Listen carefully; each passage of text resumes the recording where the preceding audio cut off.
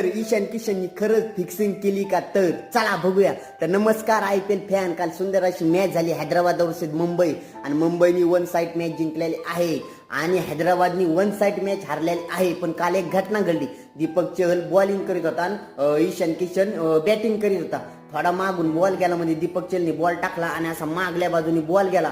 पण अंपायरनी म्हणजे आउटच नव्हतं दिलं तरी ईशान किशन चालायला लागला आणि त्याच्यानंतर मग अंपायरने असं बोट वरती केलं. दीपक चहल म्हणत होता मला तर काय आवाज बिवाज आला नाही आणि ईशान किशन ग्राउंडच्या बाहेर गेला आणि त्याच्यानंतर रिव्ह्यू मध्ये दाखवलं की म्हणजे कुठंच लागलं नव्हतं ना, बॅटीला टच झालता ना मागल्या थायपॅडला टच झालता. मग ईशान किशननी आउट कसं काय दिलं? ईशान किशनला रिव्ह्यू पण घेता येत होता आणि ईशान किशन तुम्हाला माहितच असेल इंटरनॅशनल क्रिकेट पण खेळलेला आहे. बांगलादेश विरुद्ध त्यांनी वन डे मध्ये 200 रन पण केलेले आहे. मग अशीच एक बातमी आली की ईशान किशननी फिक्सिंग केली असेल, पण असं काही नाही. त्याला वाटलं असेल मित्रांनो थोडा कट बीट लागला अशा गोष्टी